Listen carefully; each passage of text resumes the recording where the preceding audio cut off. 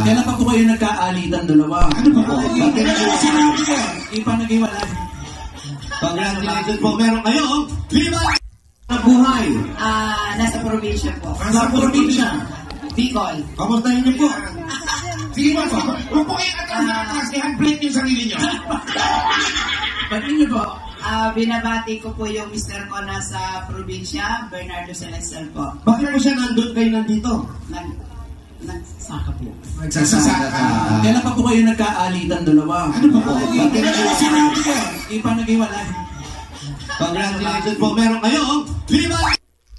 Welcome back mga kaaldab. Ito na naman po ang inyong lingkod, si Mr. Destiny. At syempre magbibigay na naman po tayo ng pinakamagandang update po ngayon sa social media. Gaya nga po ng mga post, simple lang pero may mga ganap. Mga update na kung saan tayo po ang babasag sa main fanatics at armain. Hanggang dito lang po talaga yung mga ipopost nila. Hanggang dito lang yung po pwede nilang masabi na kumbaga susuportahan sila. Kita nyo naman po, di po ba? Halos halatang halata naman po na hindi talaga sila pinagbibigyan ni Mengay. Ang dami ko na nababasa sa live ng Facebook, YouTube. Talagang yung tipong gustong gusto na nila na ano ba Mengay, wala pa bang paramdam, etc. etc. Ano Mengay, wala pa bang ganito, wala pa pang ganon, di po ba? Napakarami mga kaaldab. Pero wala kumbaga sabi ko nga po sa inyo, ako naman po, o dito naman po sa channel ni Mr. Destiny, kung ano man po yung mga napapanood nila, nababasa, napapakinggan, relax lang, di po ba? Marami kasing nagre-react, marami kasing nagko-komento na alam mo Mr. Destiny, sa mga nagsasabi ng fake news, sa mga nagsasabi ng naku, puro naman yan ganito, puro naman ganon, di po ba? Sabi ko nga po sa inyo, ako kampante lang, ako matatag. Basta kung ano man po yung mga nababasa ninyo, napapakinggan ninyo, napapanood, relax lang, di po ba? Ano man po yung mapakinggan ninyo, ano man po yung mabasa ninyo, ano man po yung mapanood ninyo, maging relax lang po tayo. Alam naman po natin na gustong gusto nilang pabagsakin ang Aldab. Alam naman po natin na kapag ang Aldab ang umentra, talagang sapul sila. Di po ba? Kaya nga po sinasabi ko po ito para po sa mga taong dumadaan at bumibisita sa channel natin. Para lang po malaman natin o malaman nila na Mr. Destiny may mga ganito, Mr. Destiny may mga ganon. Po ba? Ako masaya po ako. Ano man po ng komento ng iba, basta't Aldab, panalong-panalo po tayo. Bagamat maraming nagsasabi na hindi, ganyan Mr. Destiny, hindi ganon Mr. Destiny. Di po ba? Medyo nalulungkot lang po tayo dahil dumating yung point na naipit tayo sa sitwasyong hindi na natin makita pa. Hindi natin mabigyan, di po ba, ng mga magandang kaganapan ng Aldab ng mga panahon na yon. Nagmistula talagang may mga kumbaga kapag ka may magdidikit, hindi po ba yung mga panahong may nagbabantay talaga na bawal pong magpakilig, although magtititigan lang sina Alden, may e-entra na sa Itbulaga, paghihiwalay na, ganyan po katindi ng mga panahon na yon. Pero gaya ng sinabi natin, pinaliwanag natin, iba po kasi kapag ka magkasama si Mengay at si Alden Richards, iba po talaga. Nandun yung saya, nandun yung kilig, nandun yung harutan ng dalawa na mapapaisip ka na ito ba yung walang relasyon? Ito ba yung magkaibigan lang? Parang hindi naman kapanipaniwala. Di po ba? Yun agad-agad yung tema na pag binato mo, mapapaisip. Pag binato mo, masasabing, nako, fake news yan, Mr. Destiny. Walang katotohanan yan. Puro pagpapaasa lang ang alam niyan. Yung tipong ganun, kahit ano ipakita ako, paasa lagi yung sasabihin nila.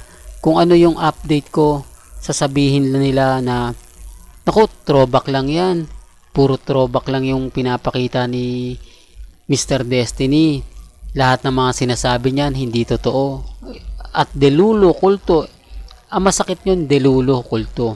Doon talaga ramdam mo yung Sinasabi ko lang po yun po talaga yung nakakainis, yung kulto de lulo, yun lang po talaga yung pambasag sa atin. Kaya pag sinasabihan ako na yan, tinitigil ko na po kasi wala na pong mahantungan pa eh. Hindi ko na po pinapansin. Pero at least nasabi ko na yung dapat kong sabihin. Naibigay ko na yung dapat kong ibigay. Yun lang naman po yung importante. Gaya po ngayon, nasa event si Alden Richards. Di po ba? Sa event, sa concert ng Malabon, Pasiklaban.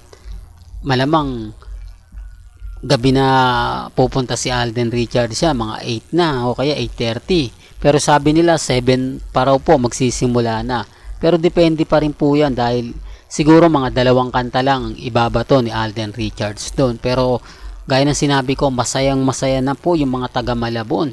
Siguro ngayon nag-aayos na po sila, no? Siguro nag-aantay na sila kay Alden Richards na makita nila. Nakakatuwa naman po dahil si Alden Richards na po ang pumupunta sa lugar po nila. Naalala ko pa naman po yung Barangay 1 for All for One, no? Kapag pupunta dito sa amin, talagang kumbaga masasabi mo na dinarayo. Di po ba yung makita mo yung pagmumukha ni Alden, ni Maine, talagang sobrang ganda. Kaya nga po hindi ako naniniwala na hindi liligawan ni Alden Richards si Mengay. Imposible po yun at si Mengay hindi magkakagusto kay Alden Richards. Nasa video naman po, hindi po ba yung mga sinasabi natin, pinapakita natin. Kaya lang siyempre may point na napapaisip din po sila. Bakit nga po ba talaga pinaghiwalay yung Aldab? Ano nga po ba talaga yun nangyari? Di po ba? Yun ang karamihang tanong na paulit-ulit naman natin sinasabi na management dahil hindi nga po pumayag si Mengay pumirma ng kontrata at siguro hindi rin pumayag ang TBJ ng mga panahon na yun na mawala si Mengay kasi kapag nakapirma na siya sa GMA Kapuso, literal na po siya.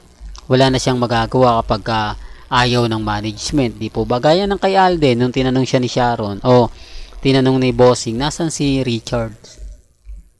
Gustong pumunta pero ayaw siguro ng management, di po ba? Real talk yun mga kaaldab. Well, hanggang dito na lang po ang ating latest updates. Kaya kung gusto nyo pa po ng pinaka-latest at sariwang update, abay tumutok lang po kayo dito po sa channel ni Mr. Destiny para updated po kayo sa mga latest at sa mga bagong video po na ilalabas po natin maya-maya lang. Kaya kung bago ka lang sa channel na to at isa kang true-blooded Aldab Nation na nagmamahal kina Mengay at Isoy, tama po ang channel na pinuntahan mo, kaya consider na po kitang bagong subscriber. At huwag mong kalimutang i-share ang mga video po natin sa mga mami, sa mga titas at sa mga senyor. Hanggang sa muli, salamat po sa panonood at pakikinig.